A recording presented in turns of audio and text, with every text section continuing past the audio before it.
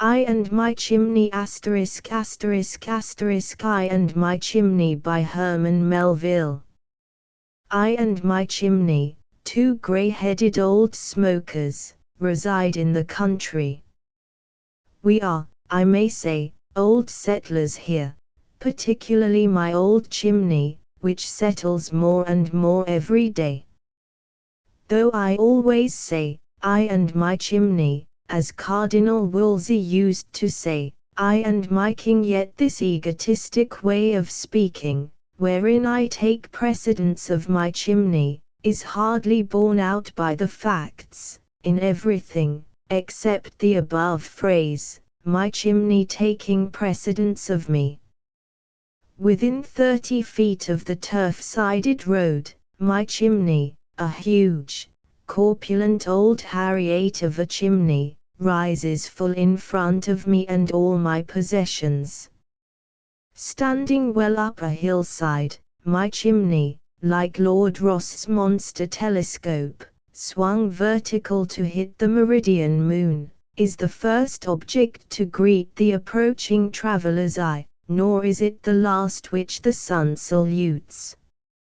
My chimney, too, is before me in receiving the first fruits of the seasons. The snow is on its head ere on my hat, and every spring, as in a hollow beech tree, the first swallows build their nests in it. But it is within doors that the preeminence of my chimney is most manifest. When in the rear room, set apart for that object, I stand to receive my guests, who, by the way call more, I suspect, to see my chimney than me, I then stand, not so much before, as, strictly speaking, behind my chimney, which is, indeed, the true host. Not that I demur. In the presence of my betters, I hope I know my place. From this habitual precedence of my chimney over me, some even think that I have got into a sad rearward way altogether. In short, from standing behind my old-fashioned chimney so much, I have got to be quite behind the age too, as well as running behindhand in everything else. But to tell the truth, I never was a very forward old fellow, nor what my farming neighbors call a four-handed one.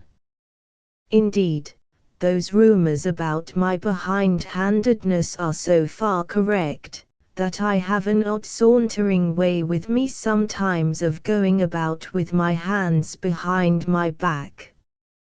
As for my belonging to the rear guard in general, certain it is, I bring up the rear of my chimney, which, by the way, is this moment before me, and that, too, both in fancy and fact.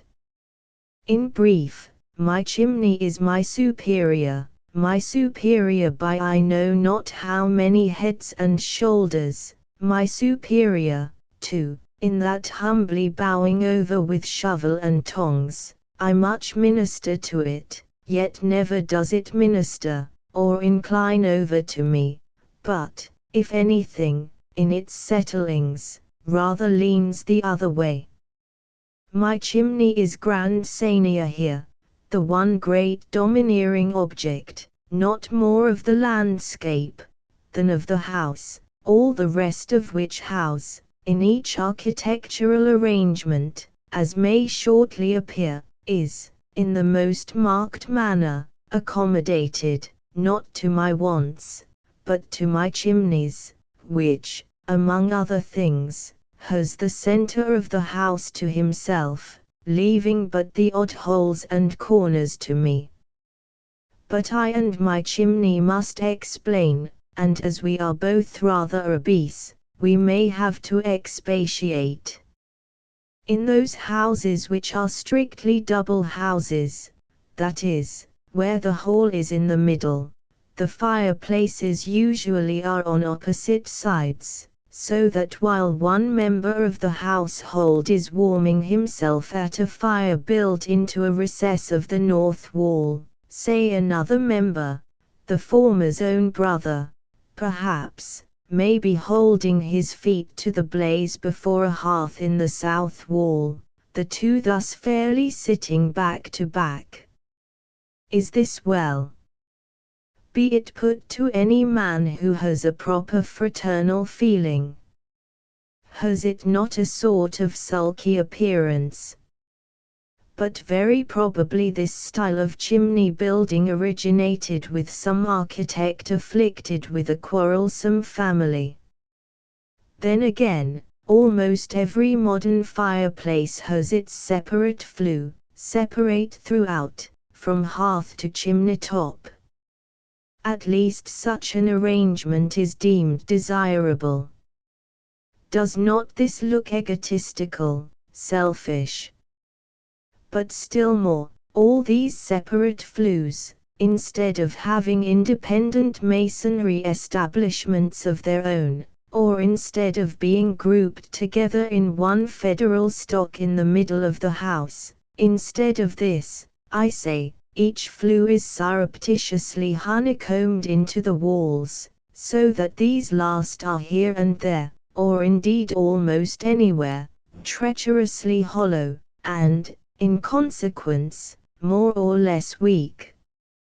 Of course, the main reason of this style of chimney building is to economize room. In cities, where lots are sold by the inch, small space is to spare for a chimney constructed on magnanimous principles, and, as with most thin men, who are generally tall, so with such houses, what is lacking in breadth, must be made up in height. This remark holds true even with regard to many very stylish abodes, built by the most stylish of gentlemen. And yet, when that stylish gentleman, Louis le Grand of France, would build a palace for his lady, friend, Madame de Maintenon, he built it but 1 story high, in fact in the cottage style. But then, how uncommonly quadrangular, spacious, and broad, horizontal acres, not vertical ones. Such is the palace, which, in all its 1-storied magnificence of Languedoc marble, in the garden of Versailles, still remains to this day. Any man can buy a square foot of land and plant a liberty pole on it, but it takes a king to set apart whole acres for a grand trianon. But nowadays it is different, and furthermore, what originated in a necessity has been mounted into a vaunt. In towns there is large rivalry in building tall houses. If one gentleman builds his house 4 stories high, and another gentleman comes next door and builds 5 stories high, then the former, not to be looked down upon that way, immediately sends for his architect and claps a 5th and a 6th story on top of his previous 4. And, not till the gentleman has achieved his aspiration, not till he has stolen over the way by twilight and observed how his 6th story soars beyond his neighbor's 5th, not till then does he retire to his rest with satisfaction. Such folks, it seems to me, need mountains for neighbors, to take this emulous conceit of soaring out of them. If, considering that mine is a very wide house, and by no means lofty, aught in the above may appear like interested pleading, as if I did but fold myself about in the cloak of a general proposition, cunningly to tickle my individual vanity beneath it, such misconception must vanish upon my frankly conceding that land adjoining my alder swamp was sold last month for $10 an acre, and thought a rash purchase at that, so that for wide houses hereabouts there is plenty of room, and cheap. Indeed so cheap, dirt cheap, is the soil, that our elms thrust out their roots in it, and hang their great boughs over it, in the most lavish and reckless way. Almost all our crops, too, are sown broadcast, even peas and turnips.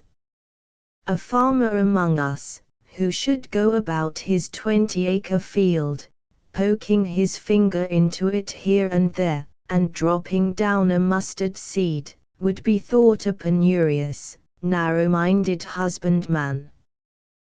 The dandelions in the river meadows, and the forget-me-nots along the mountain roads, you see at once they are put to no economy in space. Some seasons, too, our rye comes up here and there a spear, sole and single like a church spire. It doesn't care to crowd itself where it knows there is such a deal of room. The world is wide, the world is all before us, says the rye. Weeds, too, it is amazing how they spread. No such thing as arresting them, some of our pastures being a sort of Alsatia for the weeds. As for the grass, every spring it is like Kossuth's rising of what he calls the peoples. Mountains, too, a regular camp meeting of them. For the same reason, the same all-sufficiency of room, our shadows march and countermarch, going through their various drills and masterly evolutions, like the old imperial guard on the Champs de Mars. As for the hills, especially where the roads cross them, the supervisors of our various towns have given notice to all concerned, that they can come and dig them down and cart them off, and never a cent to pay, no more than for the privilege of picking blackberries. The stranger who is buried here, what liberal-hearted landed proprietor among us grudges him his 6 feet of rocky pasture? Nevertheless, cheap, after all, as our land is, and much as it is trodden underfoot, I, for one, am proud of it for what it bears, and chiefly for its 3 great lions, the great oak, Oak Mountain, and My Chimney. Most houses, here, are but 1½ stories high, few exceed 2. That in which I and My Chimney dwell, is in width nearly twice its height, from sill to eaves, which accounts for the magnitude of its main content, besides showing that in this house, as in this country at large, there is abundance of space, and to spare, for both of us. The frame of the old house is of wood, which but the more sets forth the solidity of the chimney, which is of brick. And as the great wrought nails, binding the clapboards, are unknown in these degenerate days, so are the huge bricks in the chimney walls. The architect of the chimney must have had the pyramid of Cheops before him, for, after that famous structure, it seems modelled, only its rate of decrease towards the summit is considerably less, and it is truncated.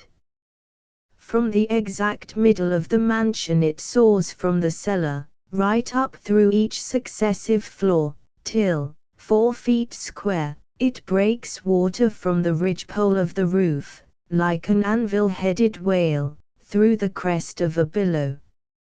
Most people, though, liken it, in that part, to a raised observatory, masoned up.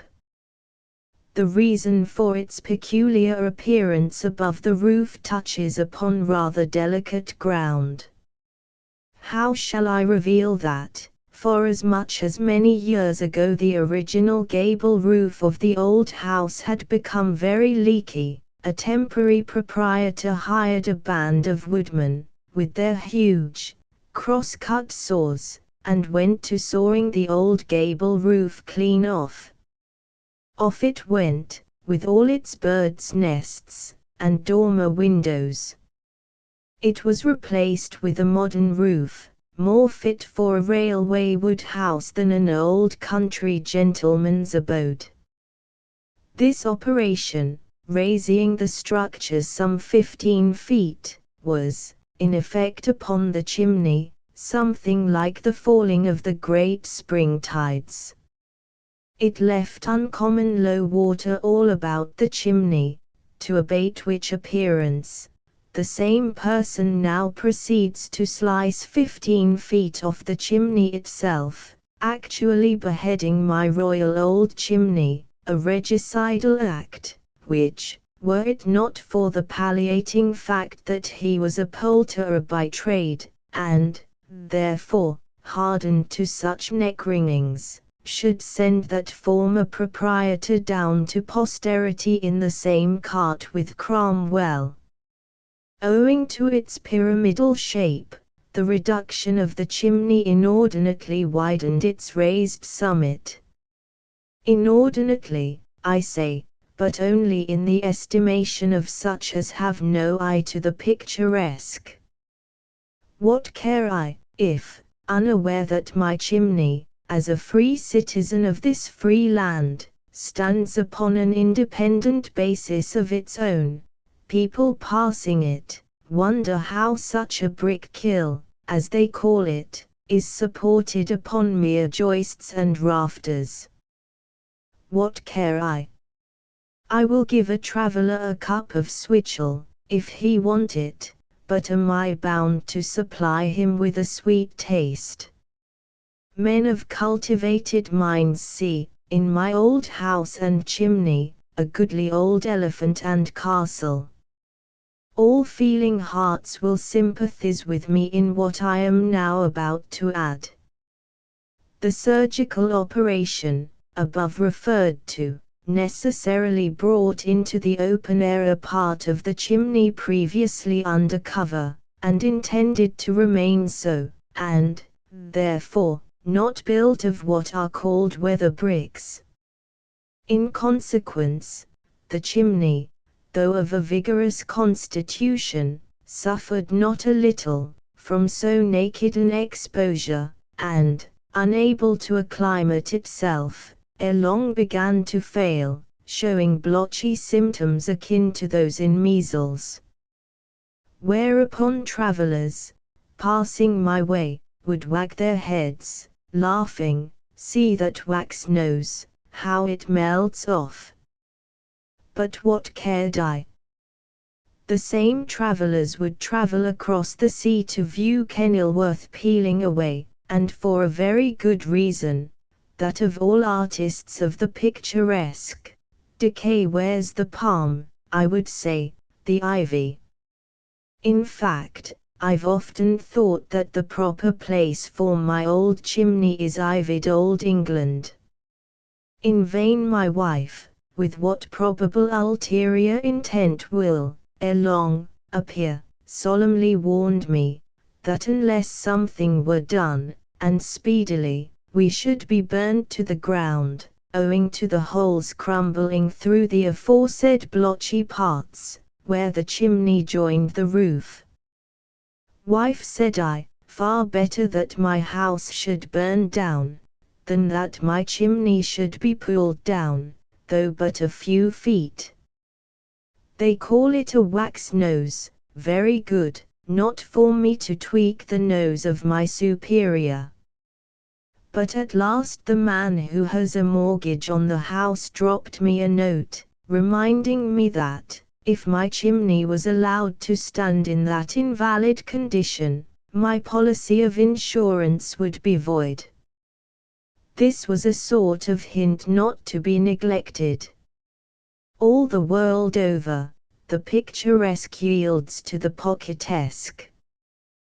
The mortgagor cared not, but the mortgagee did. So another operation was performed. The wax nose was taken off, and a new one fitted on. Unfortunately for the expression, being put up by a squint-eyed mason, who, at the time, had a bad stitch in the same side, the new nose stands a little awry, in the same direction. Of one thing, however, I am proud. The horizontal dimensions of the new part are unreduced. Large as the chimney appears upon the roof, that is nothing to its spaciousness below. At its base in the cellar, it is precisely 12 feet square, and hence covers precisely 144 superficial feet. What an appropriation of terra firma for a chimney, and what a huge load for this earth! In fact, it was only because I and my chimney formed no part of his ancient burden, that stout peddler, Atlas of old, was enabled to stand up so bravely under his pack. The dimensions given may, perhaps, seem fabulous. But, like those stones at Gilgal, which Joshua set up for a memorial of having passed over Jordan, does not my chimney remain, even unto this day.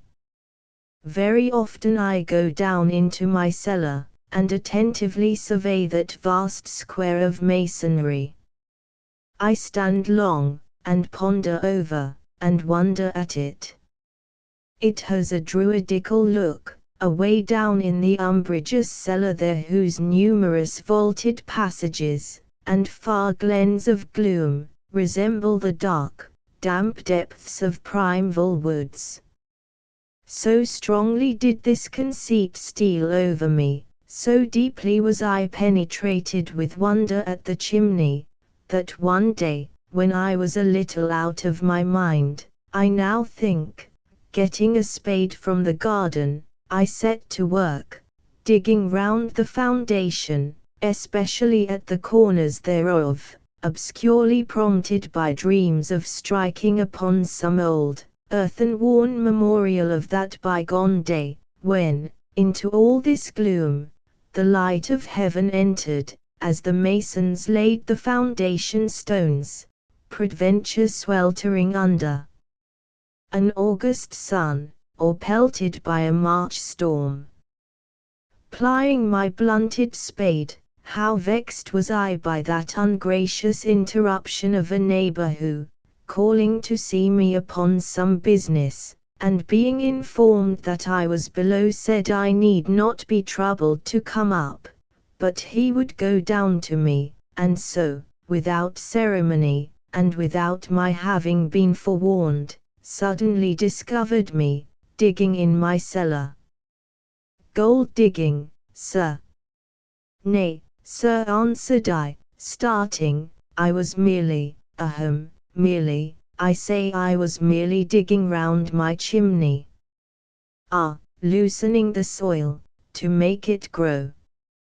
Your chimney, sir, you regard as too small, I suppose, needing further development, especially at the top. Sir, said I, throwing down the spade, do not be personal. I and my chimney, personal. Sir, I look upon this chimney less as a pile of masonry than as a personage. It is the king of the house. I am but a suffered and inferior subject. In fact, I would permit no gibes to be cast at either myself or my chimney, and never again did my visitor refer to it in my hearing, without coupling some compliment with the mention. It well deserves a respectful consideration. There it stands, solitary and alone, not a council, of 10 flues, but, like His Sacred Majesty of Russia, a unit of an autocrat. Even to me, its dimensions, at times, seem incredible. It does not look so big, no, not even in the cellar.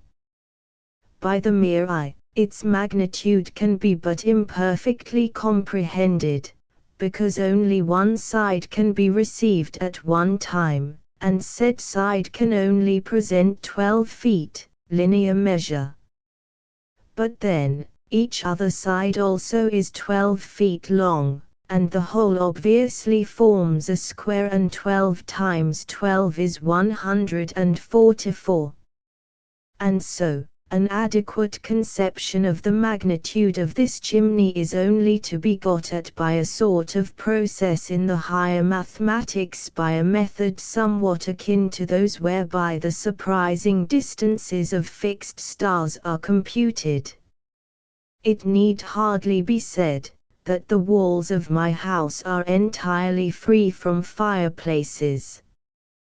These all congregate in the middle, in the one grand central chimney, upon all 4 sides of which are hearths, 2 tiers of hearths, so that when, in the various chambers, my family and guests are warming themselves of a cold winter's night, just before retiring, then, though at the time they may not be thinking so, all their faces mutually look towards each other, yet all their feet point to one center, and, when they go to sleep in their beds, they all sleep round one warm chimney, like so.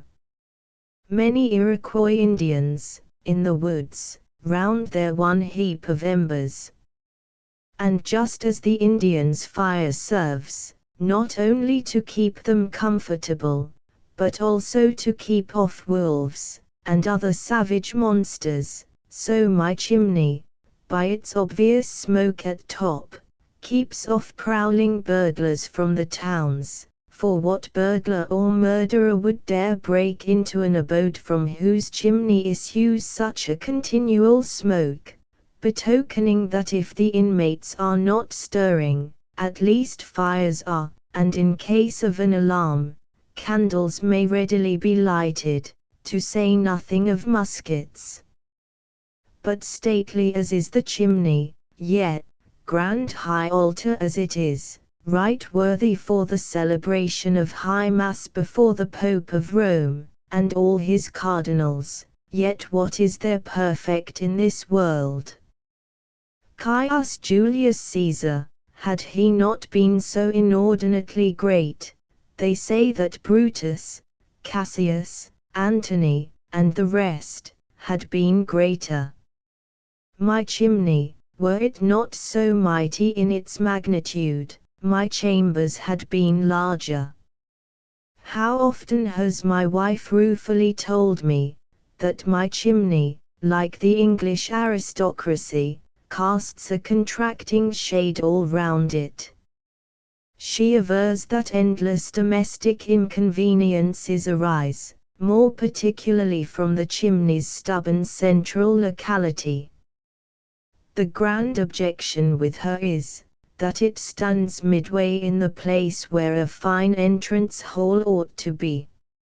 In truth, there is no hole whatever to the house, nothing but a sort of square landing place, as you enter from the wide front door. A roomy enough landing place, I admit, but not attaining to the dignity of a hall. Now, as the front door is precisely in the middle of the front of the house, inwards it faces the chimney. In fact, the opposite wall of the landing place is formed solely by the chimney, and hence owing to the gradual tapering of the chimney, is a little less than 12 feet in width. Climbing the chimney in this part, is the principal staircase, which, by 3 abrupt turns, and 3 minor landing places, mounts to the second floor, where, over the front door, runs a sort of narrow gallery, something less than 12 feet long, leading to chambers on either hand. This gallery, of course, is railed, and so, looking down upon the stairs, and all those landing places together, with the main one at bottom, resembles not a little a balcony for musicians, in some jolly old abode, in times Elizabethan. Shall I tell a weakness? I cherish the cobwebs there, and many a time arrest Biddy in the act of brushing them with her broom, and have many a quarrel with my wife and daughters about it. Now the ceiling, so to speak, of the place where you enter the house, that ceiling is, in fact, the ceiling of the second floor, not the first. The 2 floors are made one here, so that ascending this turning stairs, you seem going up into a kind of soaring tower, or lighthouse. At the second landing, midway up the chimney, is a mysterious door, entering to a mysterious closet, and here I keep mysterious cordials, of a choice, mysterious flavor, made so by the constant nurturing and subtle ripening of the chimney's gentle heat, distilled through that warm mass of masonry. Better for wines is it than voyages to the Indias, my chimney itself a tropic. A chair by my chimney in a November day is as good for an invalid as a long season spent in Cuba. Often I think how grapes might ripen against my chimney. How my wife's geraniums bud there. Bud in December. Her eggs, too, can't keep them near the chimney, on account of the hatching. Ah, a warm heart has my chimney. How often my wife was at me about that projected grand entrance hall of hers, which was to be knocked clean through the chimney, from one end of the house to the other, and astonish all guests by its generous amplitude. But, wife, said I, the chimney, consider the chimney, if you demolish the foundation, what is to support the superstructure? Oh, that will rest on the second floor. The truth is, women know next to nothing about the realities of architecture. However, my wife still talked of running her entries and partitions. She spent many long nights elaborating her plans, in imagination building her boasted hole through the chimney, as though its high mightiness were a mere spear of sorrel top.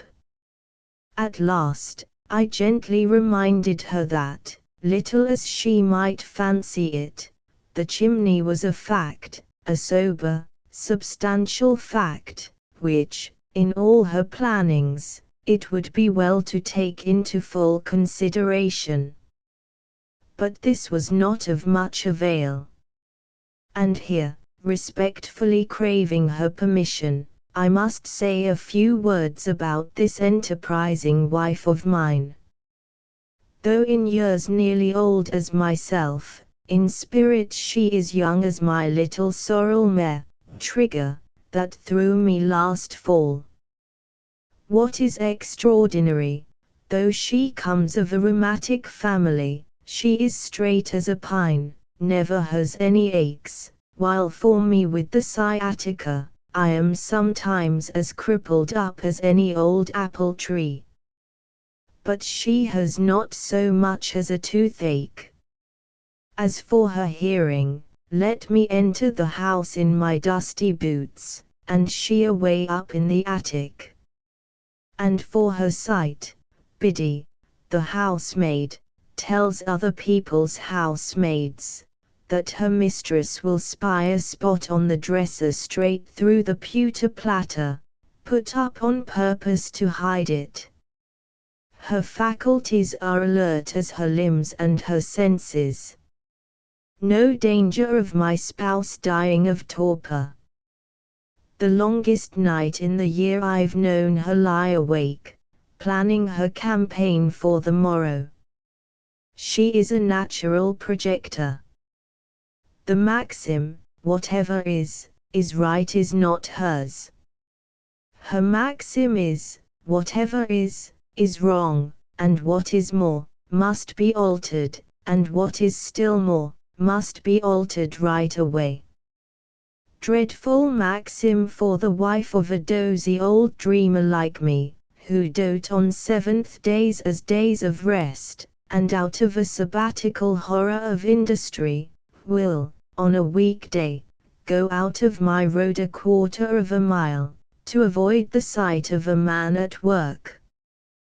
That matches are made in heaven, maybe, but my wife would have been just the wife for Peter the Great, or Peter the Piper. How she would have set in order that huge littered empire of the one, and with indefatigable painstaking picked the peck of pickled peppers for the other. But the most wonderful thing is, my wife never thinks of her end. Her youthful incredulity, as to the plain theory, and still plainer fact of death, hardly seems Christian. Advanced in years, as she knows she must be, my wife seems to think that she is to teem on, and be inexhaustible forever. She doesn't believe in old age.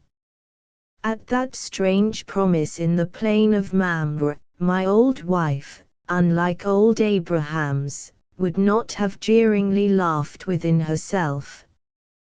Judge how to me, who, sitting in the comfortable shadow of my chimney, smoking my comfortable pipe, with ashes not unwelcome at my feet, and ashes not unwelcome all but in my mouth, and who am thus in a comfortable sort of not unwelcome, though, indeed, ashy enough way, reminded of the ultimate exhaustion even of the most fiery life.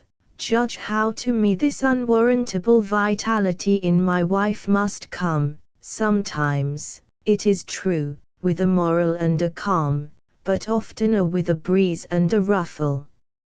If the doctrine be true, that in wedlock contraries attract, by how cogent a fatality must I have been drawn to my wife.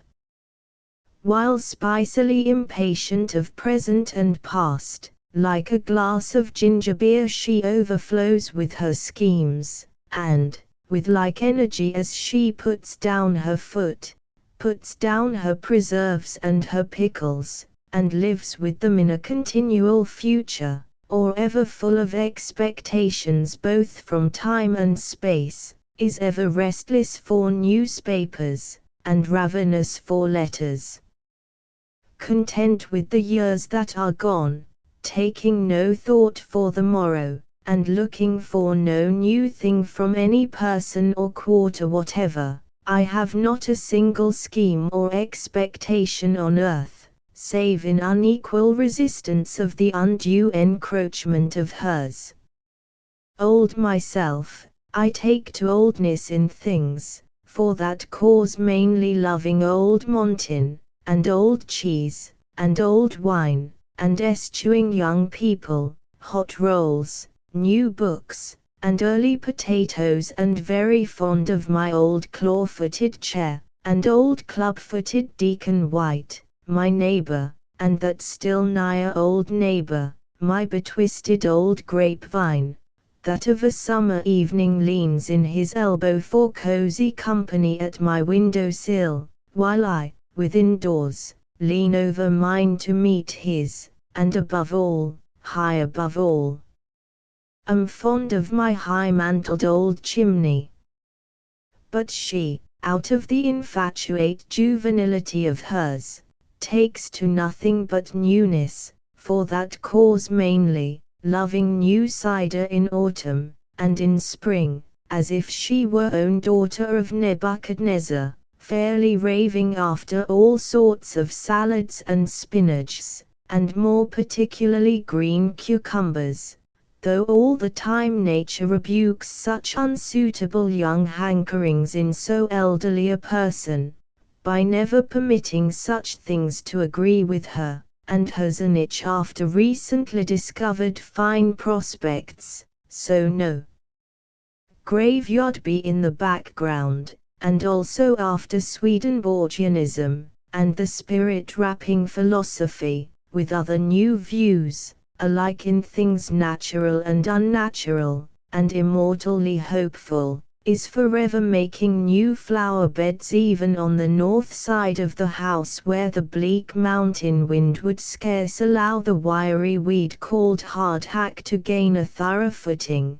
and on the roadside sets out mere pipe stems of young elms, though there is no hope of any shade from them, except over the ruins of her great-granddaughter's gravestones, and won't wear caps, but plaids her grey hair, and takes the ladies' magazine for the fashions, and always buys her new almanac a month before the new year, and rises at dawn, and to the warmest sunset turns a cold shoulder, and still goes on at odd hours with her new course of history, and her French, and her music, and likes a young company, and offers to ride young colts, and sets out young suckers in the orchard, and has a spite against my elbowed old grapevine, and my club-footed old neighbor, and my claw-footed old chair, and above all, high above all, would fain persecute, unto death, my high-mantled old chimney. By what perverse magic, I 1,000 times think, does such a very autumnal old lady have such a very vernal young soul? When I would remonstrate at times, she spins round on me with, "Oh, don't you grumble, old man." She always calls me old man. It's I, young I, that keep you from stagnating. Well, I suppose it is so. Yet, after all, these things are well ordered.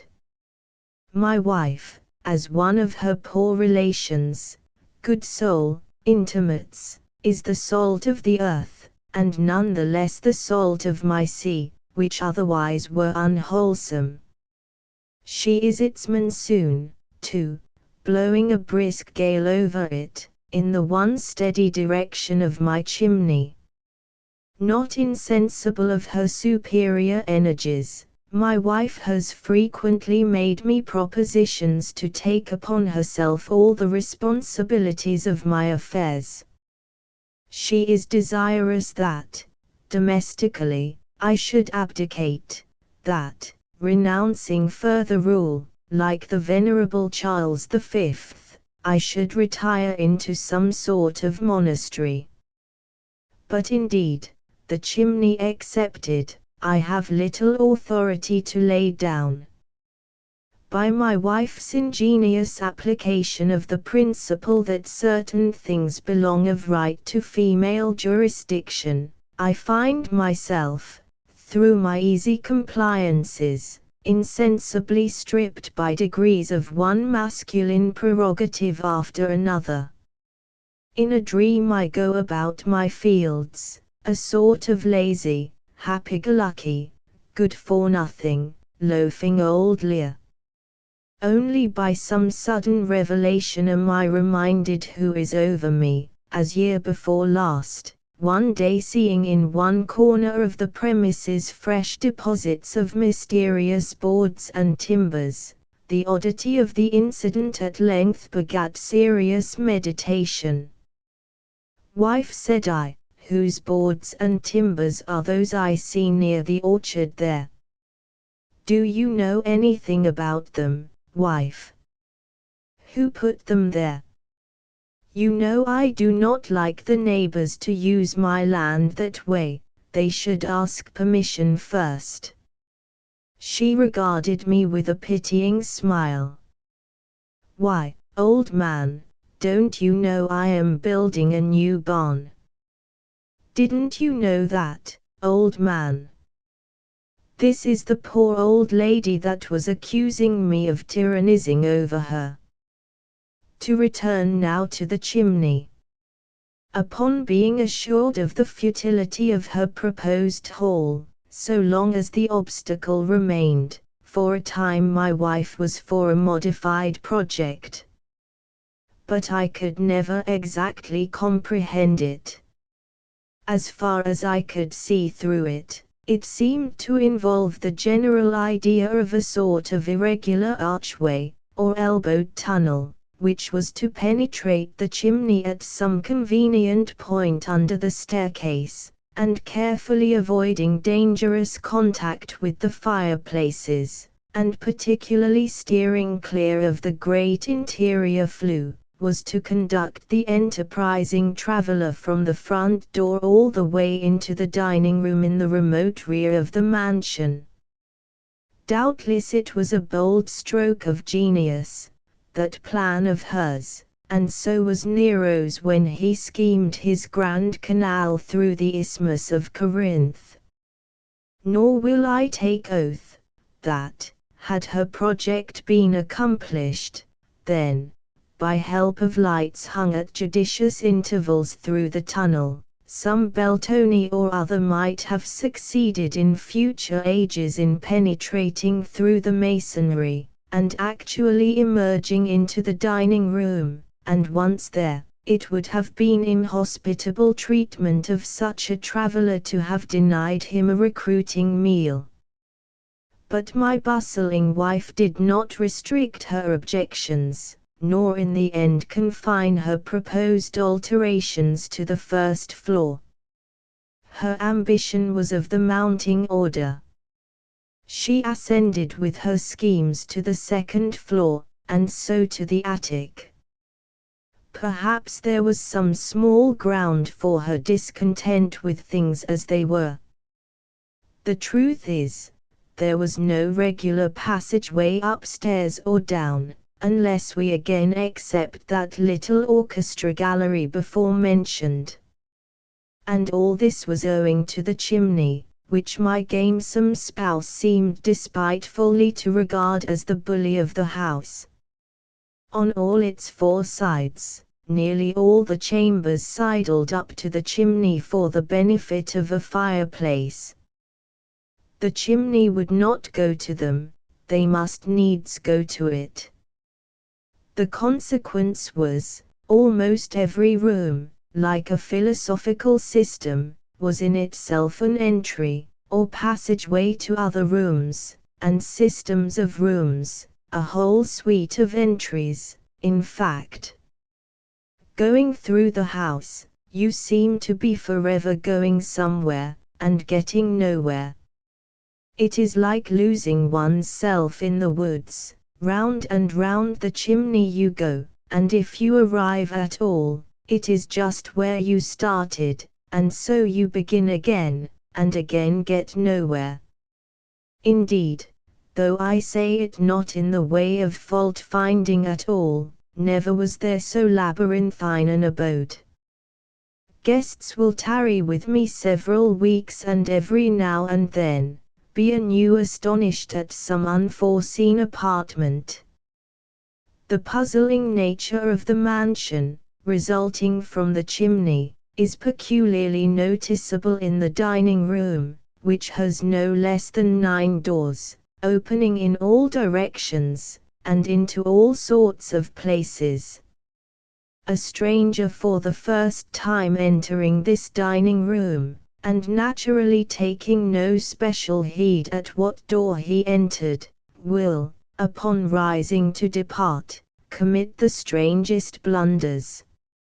Such, for instance, as opening the first door that comes handy, and finding himself stealing upstairs by the back passage. Shutting that door, he will proceed to another, and be aghast at the cellar yawning at his feet.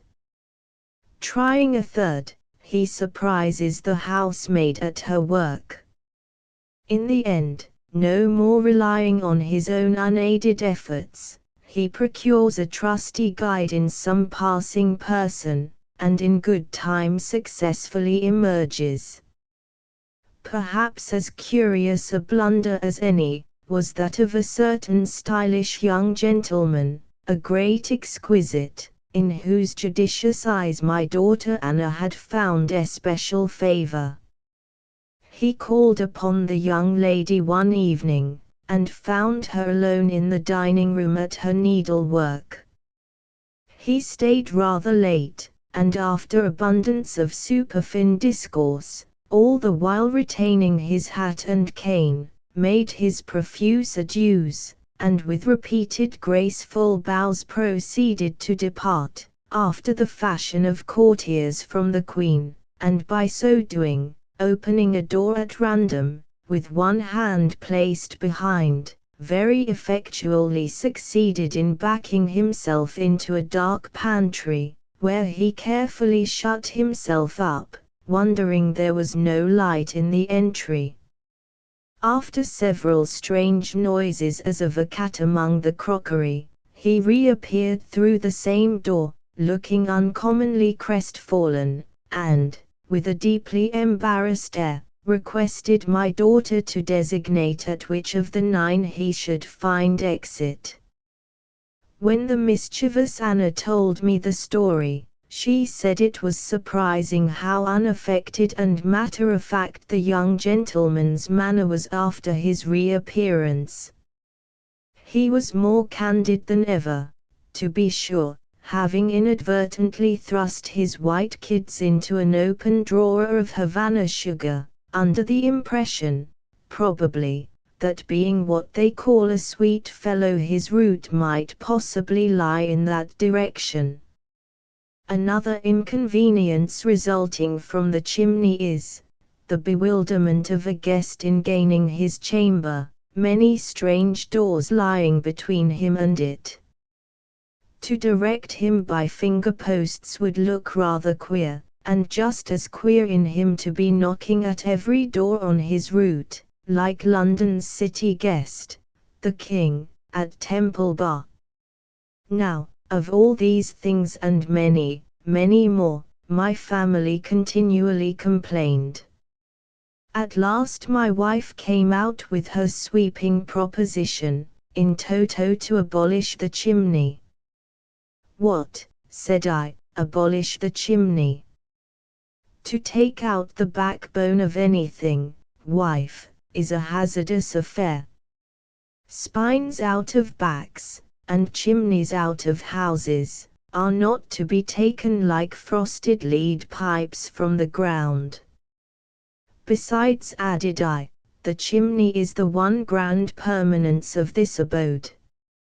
If undisturbed by innovators, then in future ages, when all the house shall have crumbled from it, this chimney will still survive, a Bunker Hill monument.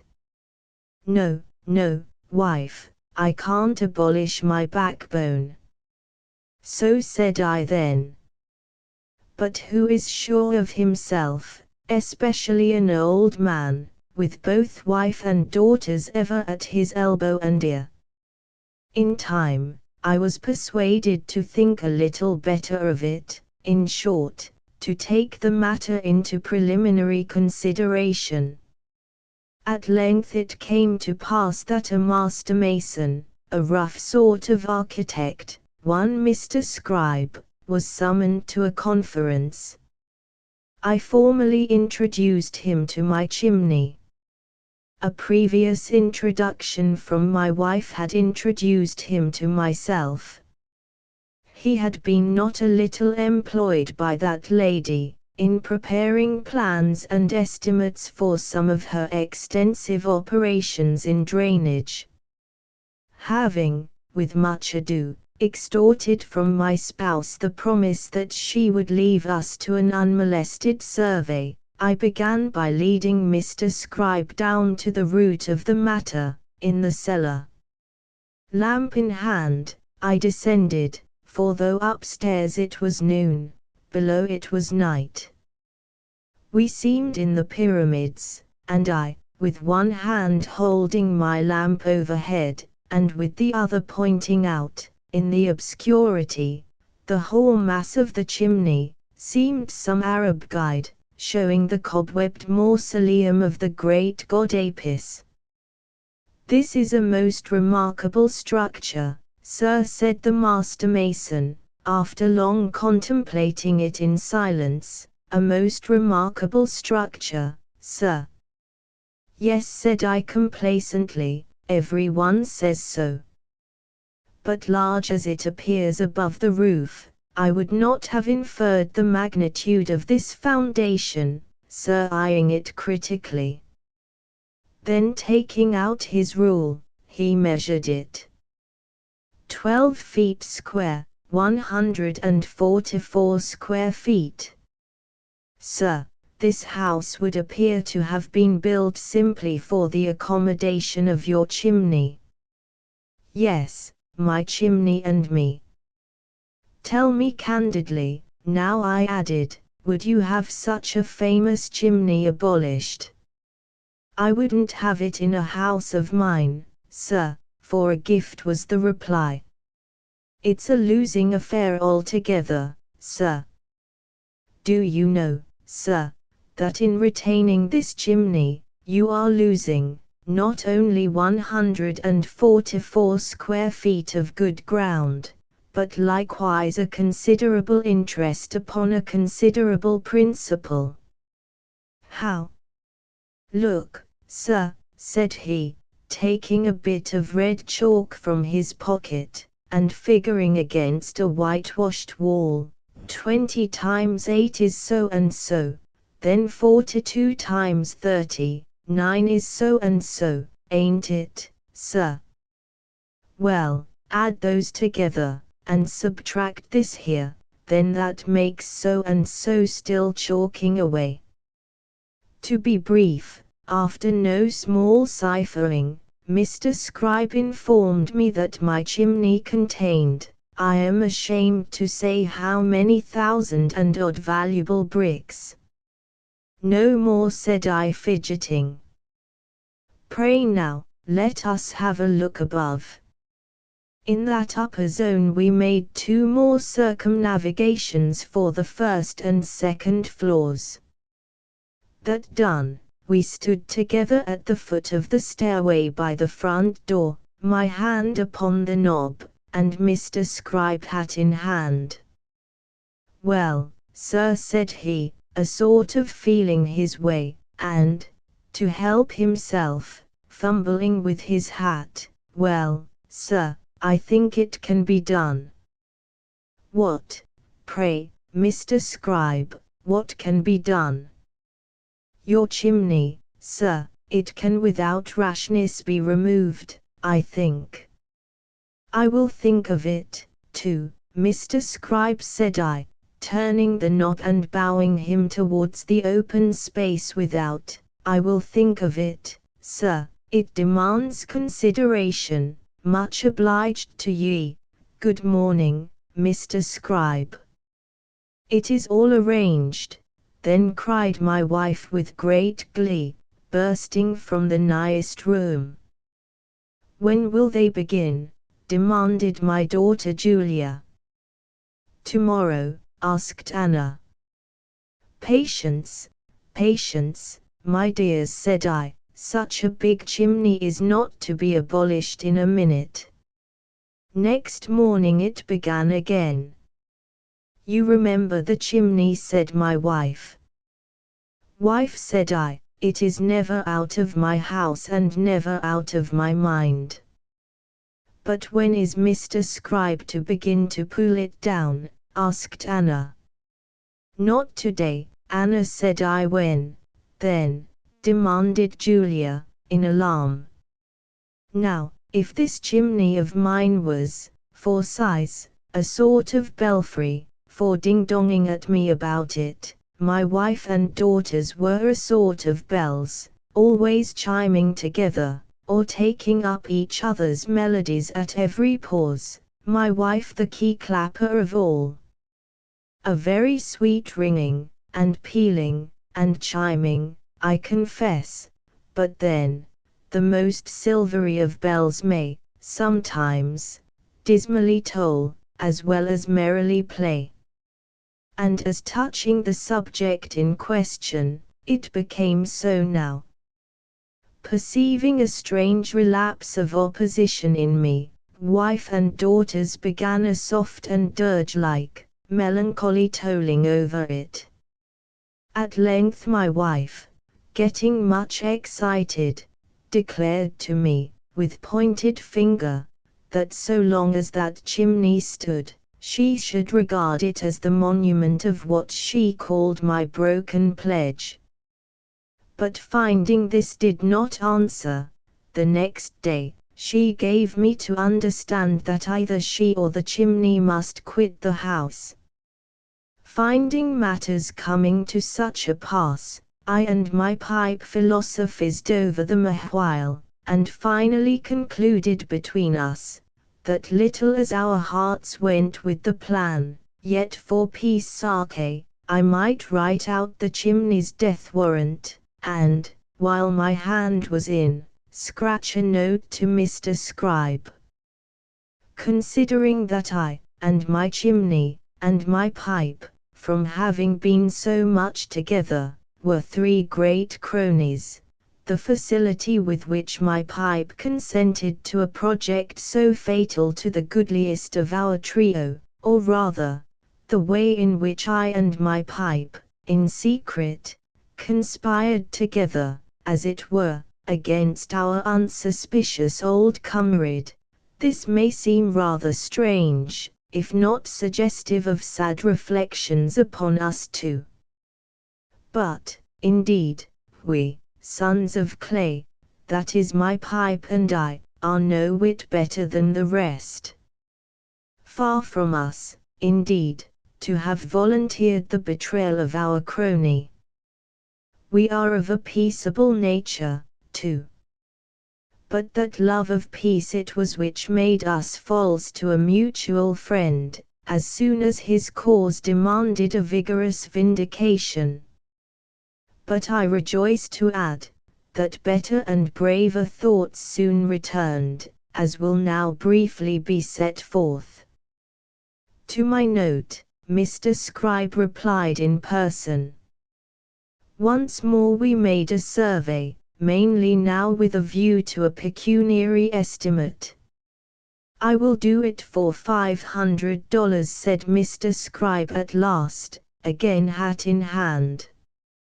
"Very well, Mr. Scribe, I will think of it," replied I, again bowing him to the door. Not unvexed by this, for the second time, unexpected response, again he withdrew, and from my wife and daughters again burst the old exclamations. The truth is, resolve how I would, at the last pinch I and my chimney could not be parted. So Holofernes will have his way, never mind whose heart breaks for it, said my wife next morning, at breakfast, in that half didactic, half reproachful way of hers, which is harder to bear than her most energetic assault. Holofernes, too, is with her a pet name for any fell domestic despot. So, whenever, against her most ambitious innovations, those which saw me quite across the grain, I, as in the present instance, stand with however little steadfastness on the defense, she is sure to call me Holofernes, and 10 to 1 takes the first opportunity to read aloud, with a suppressed emphasis, of an evening, the first newspaper paragraph about some tyrannic day laborer, who, after being for many years the Caligula of his family, ends by beating his long-suffering spouse to death, with a garret door wrenched off its hinges, and then, pitching his little innocents out of the window, suicidally turns inward towards the broken wall scored with the butcher's and baker's bills, and so rushes headlong to his dreadful account. Nevertheless, for a few days, not a little to my surprise, I heard no further reproaches. An intense calm pervaded my wife, but beneath which, as in the sea, there was no knowing what portentous movements might be going on. She frequently went abroad, and in a direction which I thought not unsuspicious, namely, in the direction of New Petra, a griffin-like house of wood and stucco, in the highest style of ornamental art, graced with 4 chimneys in the form of erect dragons spouting smoke from their nostrils, the elegant modern residence of Mr. Scribe, which he had built for the purpose of a standing advertisement, not more of his taste as an architect, than his solidity as a master mason. At last, smoking my pipe one morning, I heard a rap at the door, and my wife, with an air unusually quiet for her, brought me a note. As I have no correspondents except Solomon, with whom, in his sentiments, at least, I entirely correspond, the note occasioned me some little surprise, which was not diminished upon reading the following: New Petra, the 1st of April, sir. During my last examination of your chimney, possibly you may have noted that I frequently applied my rule to it in a manner apparently unnecessary. Possibly also, at the same time, you might have observed in me more or less of perplexity, to which, however, I refrained from giving any verbal expression. I now feel it obligatory upon me to inform you of what was then but a dim suspicion, and as such would have been unwise to give utterance to, but which now, from various subsequent calculations assuming no little probability, it may be important that you should not remain in further ignorance of. It is my solemn duty to warn you, sir, that there is architectural cause to conjecture that somewhere concealed in your chimney is a reserved space, hermetically closed, in short, a secret chamber, or rather closet. How long it has been there, it is for me impossible to say. What it contains is hid, with itself, in darkness. But probably a secret closet would not have been contrived except for some extraordinary object, whether for the concealment of treasure, or what other purpose, may be left to those better acquainted with the history of the house to guess. But enough, in making this disclosure, sir, my conscience is eased. Whatever step you choose to take upon it, is of course a matter of indifference to me, though, I confess, as respects the character of the closet, I cannot but share in a natural curiosity. Trusting that you may be guided aright, in determining whether it is Christian-like knowingly to reside in a house, hidden in which is a secret closet, I remain, with much respect, yours very humbly, Herman Scribe. My first thought upon reading this note was, not of the alleged mystery of manner to which, at the outset, it alluded, for none such had I at all observed in the master mason during his surveys, but of my late kinsman, Captain Julian Dacres, long a shipmaster and merchant in the Indian trade, who, about 30 years ago, and at the ripe age of 90, died a bachelor, and in this very house, which he had built. He was supposed to have retired into this country with a large fortune. But to the general surprise, after being at great cost in building himself this mansion, he settled down into a sedate, reserved, and inexpensive old age, which by the neighbors was thought all the better for his heirs, but lo!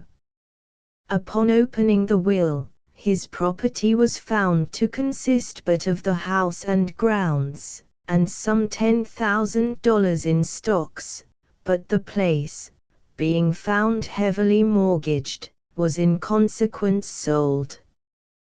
Gossip had its day, and left the grass quietly to creep over the captain's grave, where he still slumbers in a privacy as unmolested as if the billows of the Indian Ocean, instead of the billows of inland verdure, rolled over him.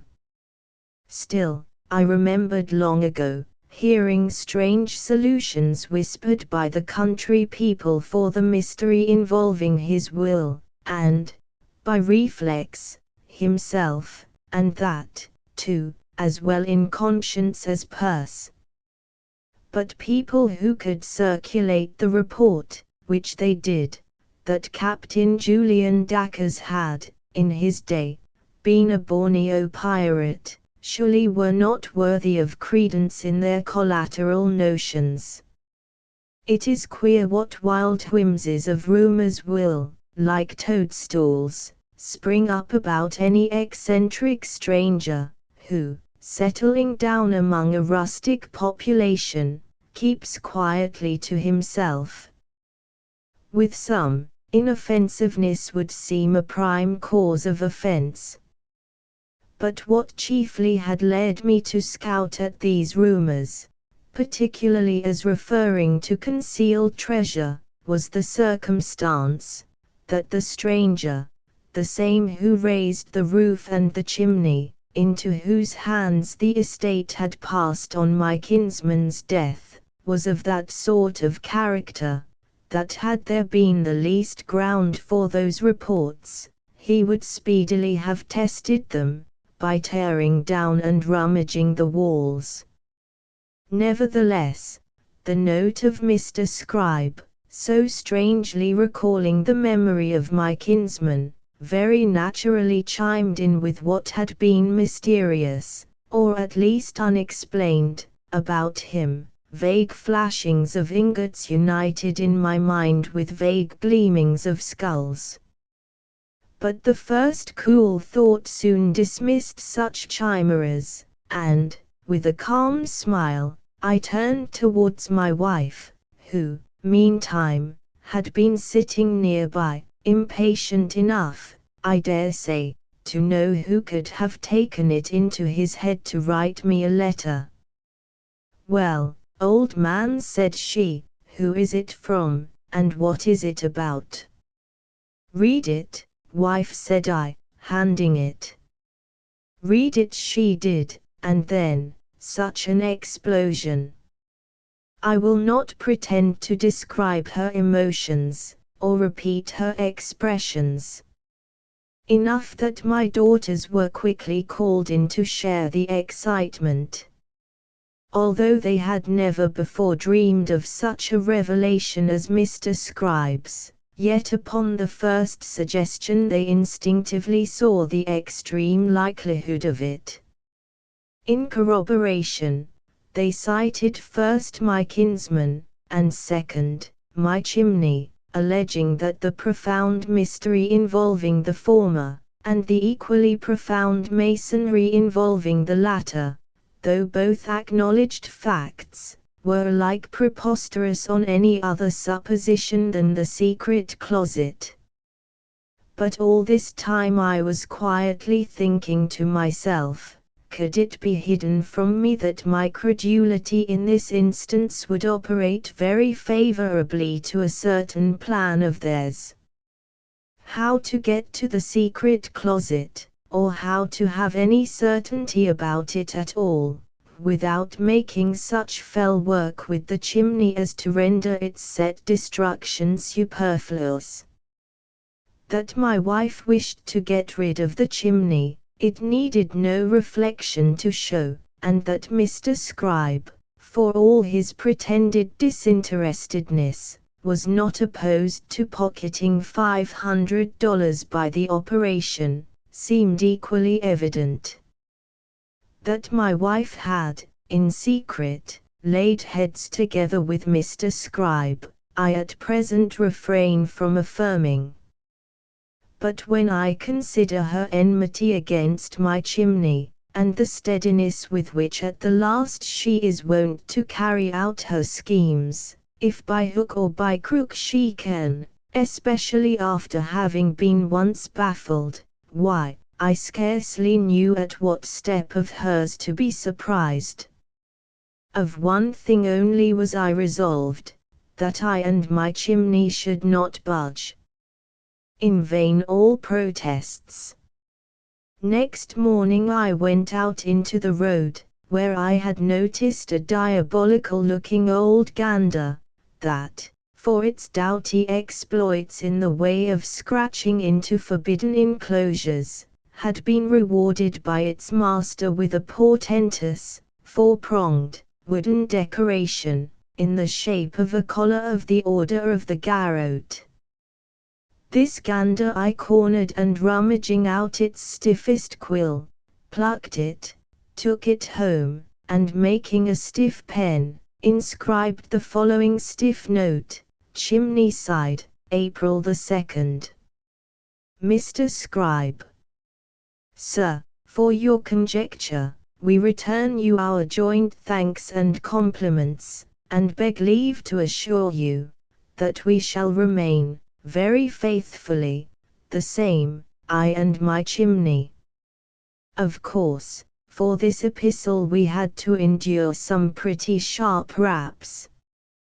But having at last explicitly understood from me that Mr. Scribe's note had not altered my mind one jot, my wife, to move me, among other things said, that if she remembered aright, there was a statute placing the keeping in private houses of secret closets on the same unlawful footing with the keeping of gunpowder. But it had no effect. A few days after, my spouse changed her key. It was nearly midnight, and all were in bed but ourselves, who sat up, one in each chimney corner, she, needles in hand, indefatigably knitting a sock, I, pipe in mouth, indolently weaving my vapors. It was one of the first of the chill nights in autumn. There was a fire on the hearth, burning low. The air without was torpid and heavy, the wood, by an oversight, of the sort called soggy. Do look at the chimney, she began. Can't you see that something must be in it? Yes, wife. Truly there is smoke in the chimney, as in Mr. Scribe's note. Smoke.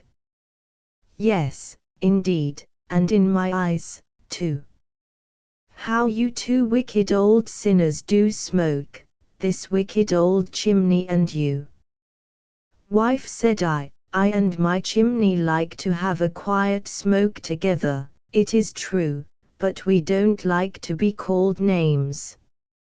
Now, dear old man, said she, softening down, and a little shifting the subject, when you think of that old kinsman of yours, you know there must be a secret closet in this chimney. Secret ash hole, wife, why don't you have it? Yes, I dare say there is a secret ash hole in the chimney, for where do all the ashes go to that we drop down the queer hole yonder? I know where they go to, I've been there almost as many times as the cat. What devil, wife, prompted you to crawl into the ash hole? Don't you know that St. Dunstan's devil emerged from the ash hole? You will get your death one of these days, exploring all about as you do. But supposing there be a secret closet, what then? What then? Why, what should be in a secret closet but dry bones, wife, broke in I with a puff, while the sociable old chimney broke in with another. There again. Oh, how this wretched old chimney smokes, wiping her eyes with her handkerchief. I've no doubt the reason it smokes so is, because that secret closet interferes with the flue. Do see, too, how the jams here keep settling, and it's downhill all the way from the door to this hearth. This horrid old chimney will fall on our heads yet, depend upon it, old man. Yes, wife, I do depend on it, yes indeed, I place every dependence on my chimney. As for its settling, I like it. I, too, am settling, you know, in my gate. I and my chimney are settling together, and shall keep settling, too, till, as in a great feather bed, we shall both have settled away clean out of sight. But this secret oven, I mean, secret closet of yours, wife, where exactly do you suppose that secret closet is? That is for Mr. Scribe to say. But suppose he cannot say exactly, what, then? Why then he can prove, I am sure, that it must be somewhere or other in this horrid old chimney. And if he can't prove that, what, then? Why then, old man with a stately air, I shall say little more about it. Agreed, wife, returned I, knocking my pipe bowl against the jamb, and now, tomorrow, I will for a third time send for Mr. Scribe. Wife, the sciatica takes me, be so good as to put this pipe on the mantel.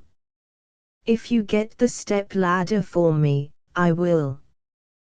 This shocking old chimney, this abominable old-fashioned old chimney's mantels are so high, I can't reach them.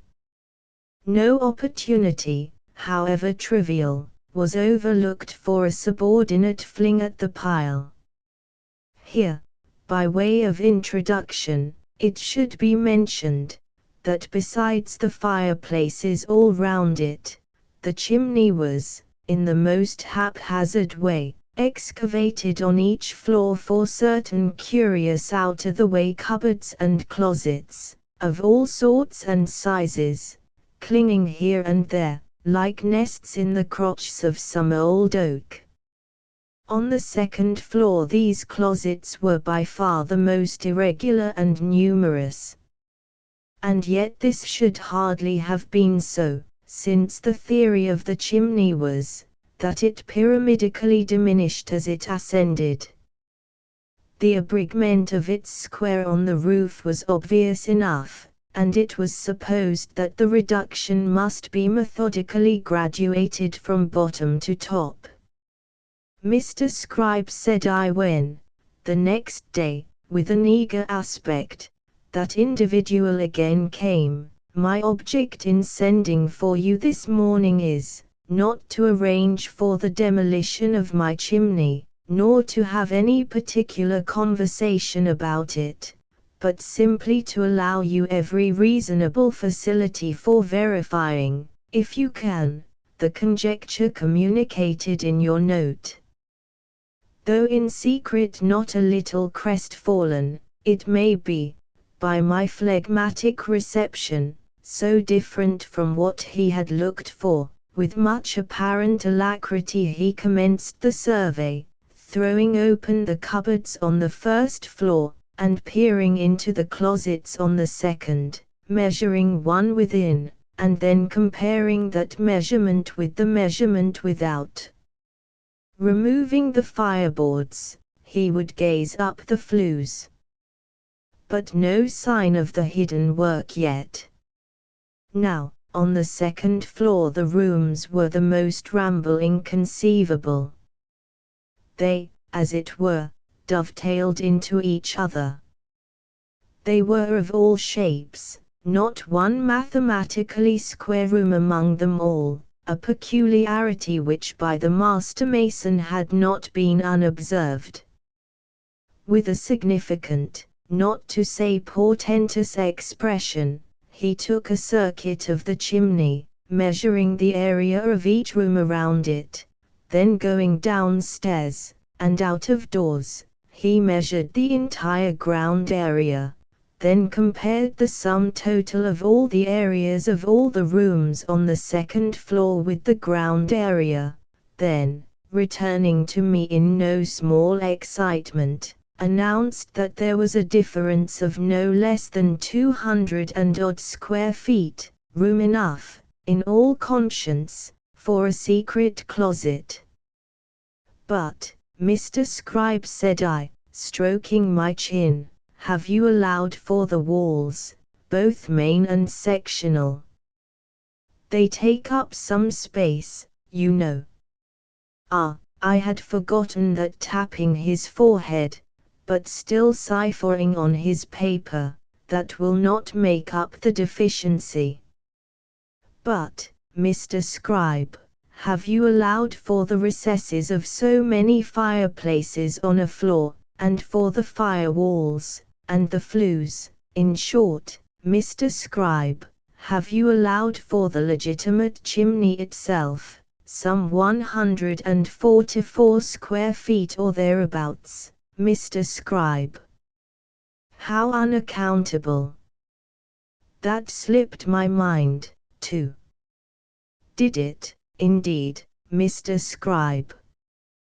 He faltered a little, and burst forth with, but we must now allow 144 square feet for the legitimate chimney. My position is, that within those undue limits the secret closet is contained. I eyed him in silence a moment, then spoke. Your survey is concluded, Mr. Scribe. Be so good now as to lay your finger upon the exact part of the chimney wall where you believe this secret closet to be, or would a witch hazel wand assist you, Mr. Scribe? No, sir, but a crowbar would, he, with temper, rejoined. Here, now, thought I to myself, the cat leaps out of the bag. I looked at him with a calm glance, under which he seemed somewhat uneasy. More than ever now I suspected a plot. I remembered what my wife had said about abiding by the decision of Mr. Scribe. In a bland way, I resolved to buy up the decision of Mr. Scribe. Sir, said I, really, I am much obliged to you for this survey. It has quite set my mind at rest. And no doubt you, too, Mr. Scribe, must feel much relieved. Sir, I added, you have made 3 visits to the chimney. With a businessman, time is money. Here are $50, Mr. Scribe. Nay, take it. You have earned it. Your opinion is worth it.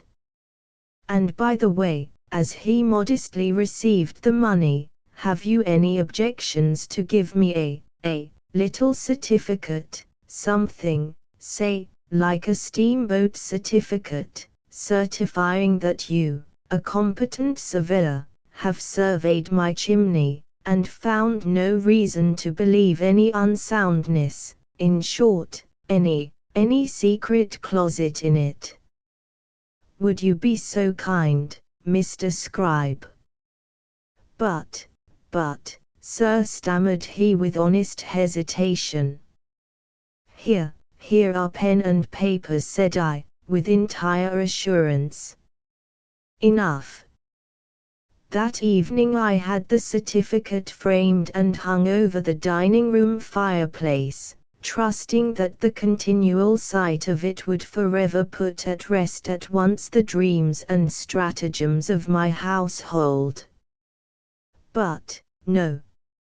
Inveterately bent upon the extirpation of that noble old chimney, still to this day my wife goes about it, with my daughter Anna's geological hammer, tapping the wall all over, and then holding her ear against it, as I have seen the physicians of life insurance companies tap a man's chest, and then incline over for the echo. Sometimes of nights she almost frightens one, going about on this phantom errand, and still following the sepulchral response of the chimney, round and round, as if it were leading her to the threshold of the secret closet. How hollow it sounds, she will hollowly cry. Yes, I declare with an emphatic tap, there is a secret closet here. here, in this very spot. Hark! How hollow! Pshaw, wife, of course it is hollow. Who ever heard of a solid chimney? But nothing avails. And my daughters take after, not me, but their mother.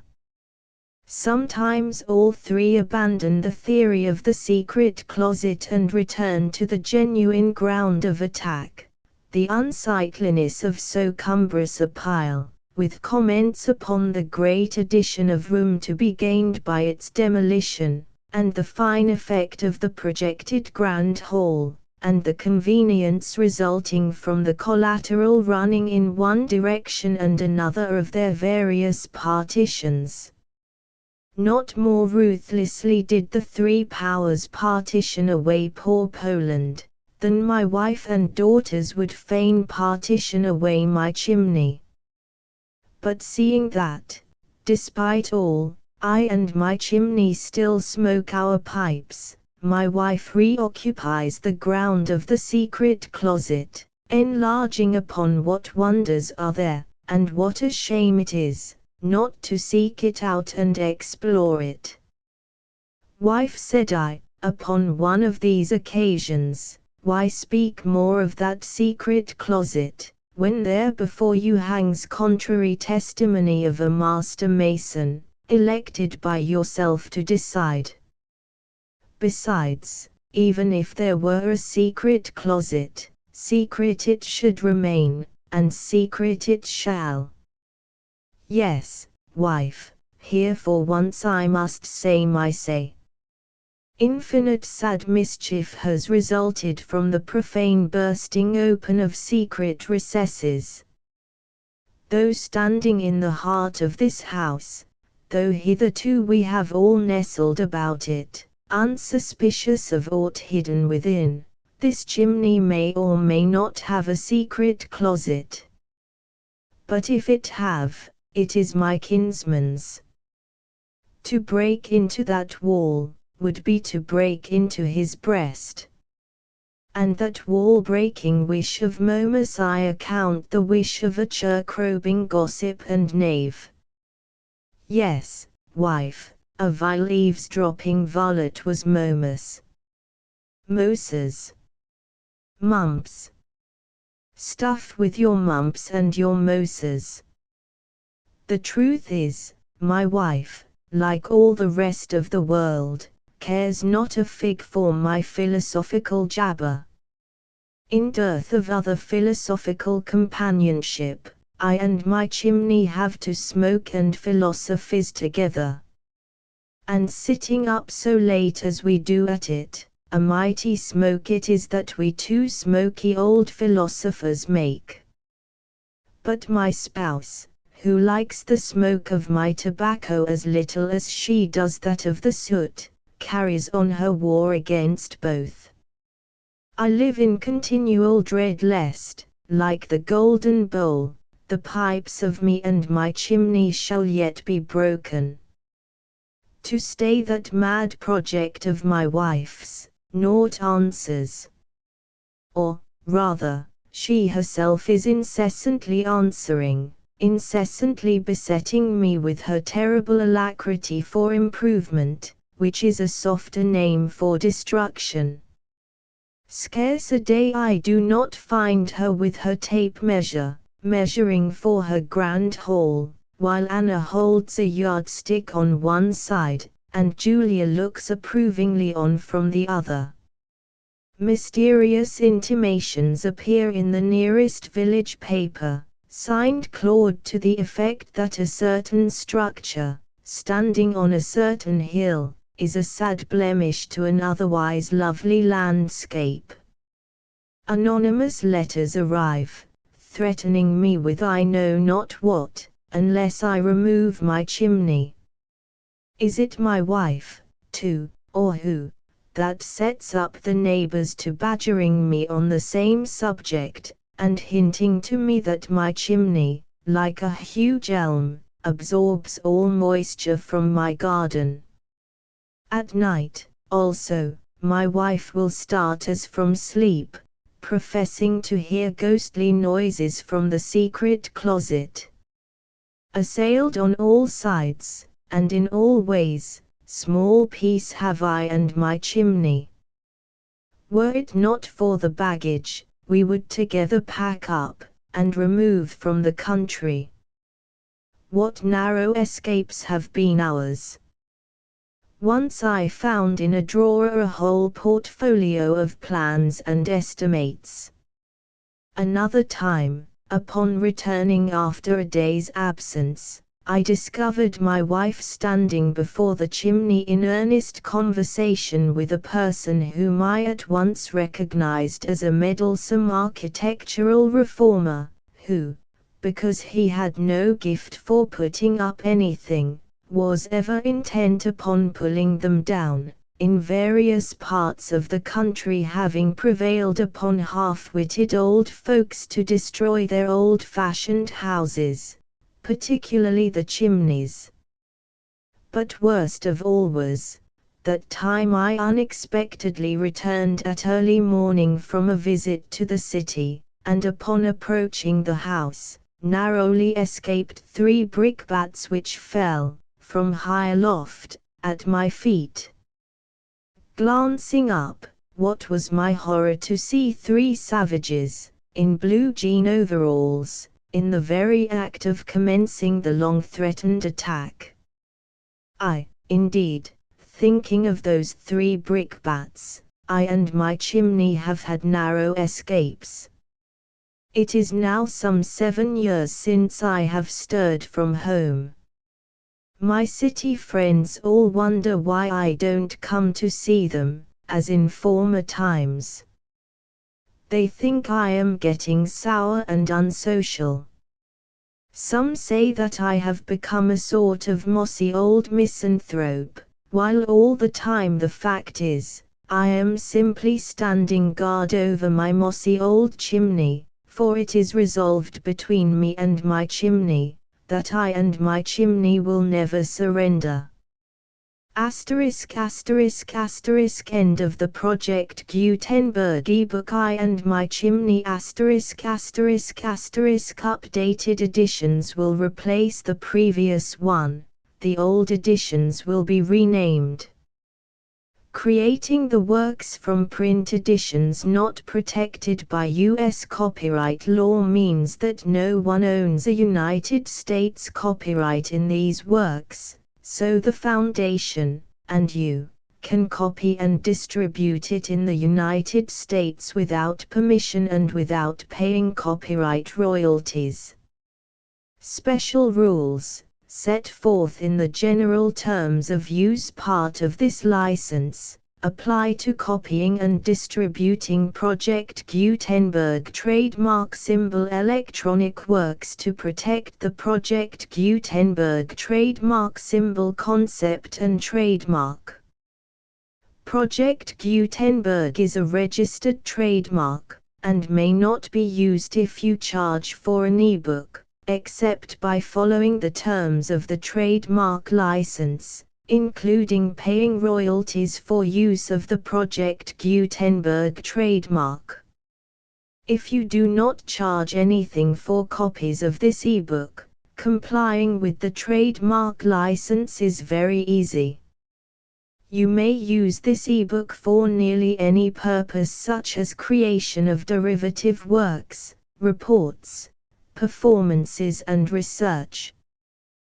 Project Gutenberg ebooks may be modified and printed and given away. You may do practically anything in the United States with ebooks not protected by U.S. copyright law. Redistribution is subject to the trademark license, especially commercial redistribution. Start. Full license. The full Project Gutenberg license. Please read this before you distribute or use this work to protect the Project Gutenberg trademark symbol mission of promoting the free distribution of electronic works, by using or distributing this work, or any other work associated in any way with the phrase Project Gutenberg. you agree to comply with all the terms of the full Project Gutenberg trademark symbol license available with this file or online at www.gutenberg.org/license. Section 1. General Terms of Use and Redistributing Project Gutenberg Trademark Symbol Electronic Works 1.0. By reading or using any part of this Project Gutenberg trademark symbol electronic work, you indicate that you have read, understand, agree to and accept all the terms of this license and intellectual property, trademark/copyright, agreement. If you do not agree to abide by all the terms of this agreement, you must cease using and return or destroy all copies of Project Gutenberg trademark symbol electronic works in your possession. If you paid a fee for obtaining a copy of or access to a Project Gutenberg trademark symbol electronic work and you do not agree to be bound by the terms of this agreement, you may obtain a refund from the person or entity to whom you paid the fee as set forth in paragraph 1.e.8. 1.b Project Gutenberg is a registered trademark. It may only be used on or associated in any way with an electronic work by people who agree to be bound by the terms of this agreement. There are a few things that you can do with most Project Gutenberg trademark symbol electronic works even without complying with the full terms of this agreement. See paragraph 1.c below. There are a lot of things you can do with Project Gutenberg trademark symbol electronic works if you follow the terms of this agreement and help preserve free future access to Project Gutenberg trademark symbol electronic works. See paragraph 1.e below. 1.c. The Project Gutenberg Literary Archive Foundation, the Foundation or PGLAF, owns a compilation copyright in the collection of Project Gutenberg trademark symbol electronic works. Nearly all the individual works in the collection are in the public domain in the United States. If an individual work is unprotected by copyright law in the United States and you are located in the United States, we do not claim a right to prevent you from copying, distributing, performing, displaying or creating derivative works based on the work as long as all references to Project Gutenberg are removed. Of course, we hope that you will support the Project Gutenberg trademark symbol mission of promoting free access to electronic works by freely sharing Project Gutenberg trademark symbol works in compliance with the terms of this agreement for keeping the Project Gutenberg trademark symbol name associated with the work. You can easily comply with the terms of this agreement by keeping this work in the same format with its attached full Project Gutenberg trademark symbol license when you share it without charge with others. 1.d. The copyright laws of the place where you are located also govern what you can do with this work. Copyright laws in most countries are in a constant state of change. If you are outside the United States, check the laws of your country in addition to the terms of this agreement before downloading, copying, displaying, performing, distributing or creating derivative works based on this work or any other Project Gutenberg trademark symbol work. The Foundation makes no representations concerning the copyright status of any work in any country other than the United States. 1.e unless you have removed all references to Project Gutenberg. 1.e.1. The following sentence, with active links to, or other immediate access to, the full Project Gutenberg trademark symbol license must appear prominently whenever any copy of a Project Gutenberg trademark symbol work, any work on which the phrase Project Gutenberg appears, or with which the phrase Project Gutenberg is associated, is accessed, displayed, performed, viewed, copied or distributed. This ebook is for the use of anyone anywhere in the United States and most other parts of the world at no cost and with almost no restrictions whatsoever. You may copy it, give it away or reuse it under the terms of the Project Gutenberg license included with this ebook or online at www.gutenberg.org. If you are not located in the United States, you will have to check the laws of the country where you are located before using this ebook. 1.e.2.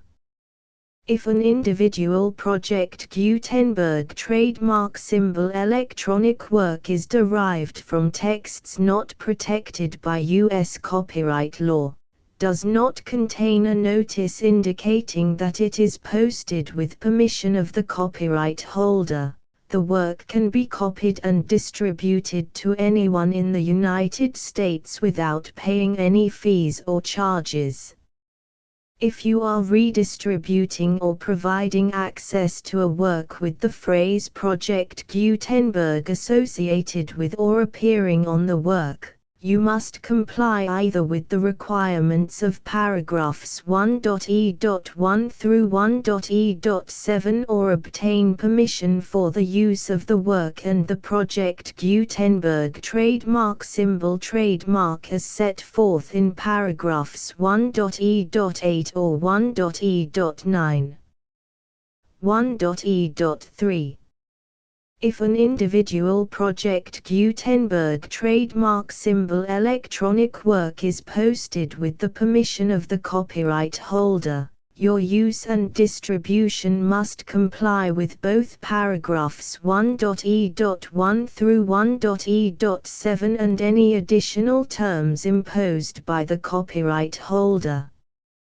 Additional terms will be linked to the Project Gutenberg trademark symbol license for all works posted with the permission of the copyright holder found at the beginning of this work. 1.e.4. Do not unlink or detach or remove the full Project Gutenberg trademark symbol license terms from this work, or any files containing a part of this work or any other work associated with Project Gutenberg trademark symbol. 1.e.5. Do not copy, display, perform, distribute or redistribute this electronic work, or any part of this electronic work, without prominently displaying the sentence set forth in paragraph 1.e.1 with active links or immediate access to the full terms of the Project Gutenberg trademark symbol license. 1.e.6. You may convert to and distribute this work in any binary, compressed, marked up, non-proprietary or proprietary form, including any word processing or hypertext form. However, if you provide access to or distribute copies of a Project Gutenberg trademark symbol work in a format other than plain vanilla ASCII or other format used in the official version posted on the official Project Gutenberg trademark symbol website, www.gutenberg.org, you must, at no additional cost, fee or expense to the user, provide a copy, a means of exporting a copy, or a means of obtaining a copy upon request, of the work in its original plain vanilla ASCII or other form. Any alternate format must include the full Project Gutenberg trademark symbol license as specified in paragraph 1.e.1. 1.e.7. Do not charge a fee for access to, viewing, displaying, performing, copying or distributing any Project Gutenberg trademark symbol works unless you comply with paragraph 1.e.8 or 1.e.9. 1.e.8.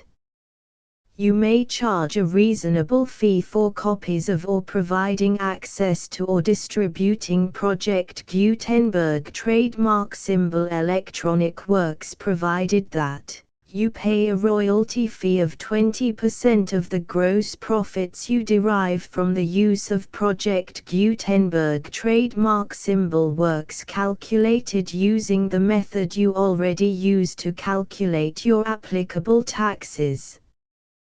The fee is owed to the owner of the Project Gutenberg trademark symbol trademark, but he has agreed to donate royalties under this paragraph to the Project Gutenberg Literary Archive Foundation.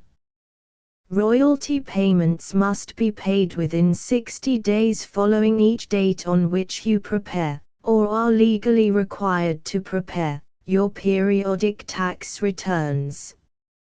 Royalty payments should be clearly marked as such and sent to the Project Gutenberg Literary Archive Foundation at the address specified in Section 4, Information about donations to the Project Gutenberg Literary Archive Foundation. You provide a full refund of any money paid by a user who notifies you in writing, or by email, within 30 days of receipt that he does not agree to the terms of the full Project Gutenberg trademark symbol license. You must require such a user to return or destroy all copies of the works possessed in a physical medium and discontinue all use of and all access to other copies of Project Gutenberg trademark symbol works. You provide, in accordance with paragraph 1.f.3, a full refund of any money paid for a work or a replacement copy, if a defect in the electronic work is discovered and reported to you within 90 days of receipt of the work. You comply with all other terms of this agreement for free distribution of Project Gutenberg trademark symbol works. 1.e.9. If you wish to charge a fee or distribute a Project Gutenberg trademark symbol electronic work or group of works on different terms than are set forth in this agreement, you must obtain permission in writing from the Project Gutenberg Literary Archive Foundation, the manager of the Project Gutenberg trademark symbol trademark. Contact the Foundation as set forth in Section 3 below. 1.f1.f.1. Project Gutenberg volunteers and employees expend considerable effort to identify, do copyright research on, transcribe and proofread works not protected by U.S. copyright law in creating the Project Gutenberg trademark symbol collection. Despite these efforts, Project Gutenberg trademark symbol electronic works, and the medium on which they may be stored, may contain defects such as, but not limited to, incomplete, inaccurate or corrupt data, transcription errors, a copyright or other intellectual property infringement, a defective or damaged disk or other medium, a computer virus, or computer codes that damage or cannot be read by your equipment. 1.f.2. Limited warranty. Disclaimer of damages, except for the right of replacement or refund described in paragraph 1.f.3. The Project Gutenberg Literary Archive Foundation, the owner of the Project Gutenberg trademark symbol trademark, and any other party distributing a Project Gutenberg trademark symbol electronic work under this agreement, disclaim all liability to you for damages, costs and expenses, including legal fees. You agree that you have no remedies for negligence, strict liability, breach of warranty or breach of contract except those provided in paragraph 1.f.3. You agree that the foundation, the trademark owner, and any distributor under this agreement will not be liable to you for actual, direct, indirect, consequential, punitive or incidental damages even if you give notice of the possibility of such damage. 1.f.3. Limited right of replacement or refund. If you discover a defect in this electronic work within 90 days of receiving it, you can receive a refund of the money, if any, you paid for it by sending a written explanation to the person you received the work from. If you received the work on a physical medium, you must return the medium with your written explanation. The person or entity that provided you with the defective work may elect to provide a replacement copy in lieu of a refund. If you received the work electronically, the person or entity providing it to you may choose to give you a second opportunity to receive the work electronically in lieu of a refund. If the second copy is also defective, you may demand a refund in writing without further opportunities to fix the problem. 1.f.4. Except for the limited right of replacement or refund set forth in paragraph 1.f.3, this work is provided to you as is, with no other warranties of any kind, express or implied, including but not limited to warranties of merchantability or fitness for any purpose. 1.f.5. Some states do not allow disclaimers of certain implied warranties or the exclusion or limitation of certain types of damages. If any disclaimer or limitation set forth in this agreement violates the law of the state applicable to this agreement, the agreement shall be interpreted to make the maximum disclaimer or limitation permitted by the applicable state law. The invalidity or unenforceability of any provision of this agreement shall not void the remaining provisions. 1.f.6.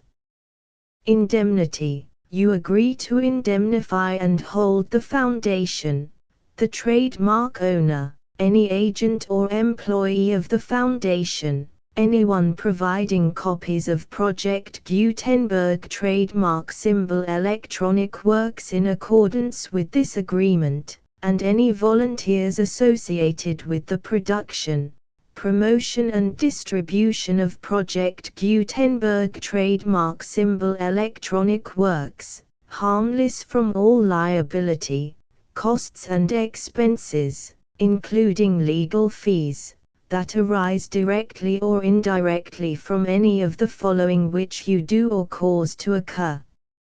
A. Distribution of this or any Project Gutenberg trademark symbol work. B. Alteration, modification, or additions or deletions to any Project Gutenberg trademark symbol work, and C. Any defect you cause. Section 2. Information about the mission of Project Gutenberg trademark symbol. Project Gutenberg trademark symbol is synonymous with the free distribution of electronic works in formats readable by the widest variety of computers, including obsolete, old, middle-aged and new computers. It exists because of the efforts of hundreds of volunteers and donations from people in all walks of life. Volunteers and financial support to provide volunteers with the assistance they need are critical to reaching Project Gutenberg trademark symbol's goals and ensuring that the Project Gutenberg trademark symbol collection will remain freely available for generations to come. In 2001, the Project Gutenberg Literary Archive Foundation was created to provide a secure and permanent future for Project Gutenberg trademark symbol and future generations.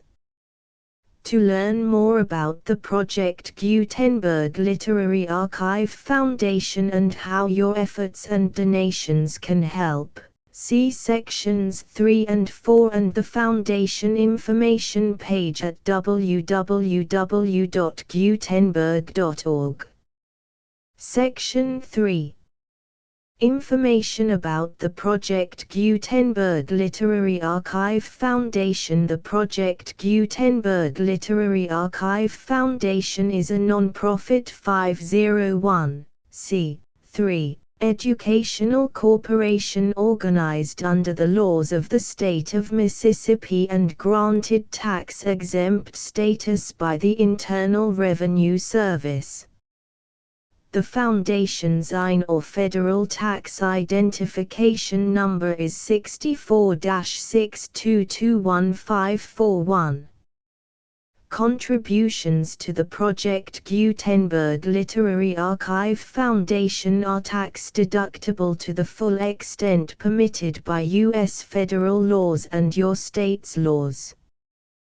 The Foundation's business office is located at 809 North 1500 West, Salt Lake City, UT 84116. 801-596-1887. Email contact links and up-to-date contact information can be found at the Foundation's website and official page at www.gutenberg.org/contact section 4. Information about donations to the Project Gutenberg Literary Archive Foundation. Project Gutenberg trademark symbol depends upon and cannot survive without widespread public support and donations to carry out its mission of increasing the number of public domain and licensed works that can be freely distributed in machine-readable form accessible by the widest array of equipment, including outdated equipment. Many small donations, $1 to $5,000, are particularly important to maintaining tax-exempt status with the IRS. The Foundation is committed to complying with the laws regulating charities and charitable donations in all 50 states of the United States. Compliance requirements are not uniform and it takes a considerable effort, much paperwork and many fees to meet and keep up with these requirements. We do not solicit donations in locations where we have not received written confirmation of compliance. To send donations or determine the status of compliance for any particular state, visit www.gutenberg.org/donate. While we cannot and do not solicit contributions from states where we have not met the solicitation requirements, We know of no prohibition against accepting unsolicited donations from donors in such states who approach us with offers to donate. International donations are gratefully accepted, but we cannot make any statements concerning tax treatment of donations received from outside the United States. U.S. laws alone swamp our small staff. Please check the Project Gutenberg web pages for current donation methods and addresses. Donations are accepted in a number of other ways, including checks, online payments and credit card donations. To donate, please visit www.gutenberg.org/donate. Section 5. General information about Project Gutenberg Trademark Symbol Electronic Works. Professor Michael S. Hart was the originator of the Project Gutenberg trademark symbol concept of a library of electronic works that could be freely shared with anyone. For 40 years, he produced and distributed Project Gutenberg trademark symbol ebooks with only a loose network of volunteer support. Project Gutenberg trademark symbol ebooks are often created from several printed editions, all of which are confirmed as not protected by copyright in the US unless a copyright notice is included. Thus, we do not necessarily keep ebooks in compliance with any particular paper edition. Most people start at our website, which has the main PG search facility, www.gutenberg.org. This website includes information about Project Gutenberg trademark symbol, including how to make donations to the Project Gutenberg Literary Archive Foundation, how to help produce our new ebooks, and how to subscribe to our email newsletter to hear about new ebooks.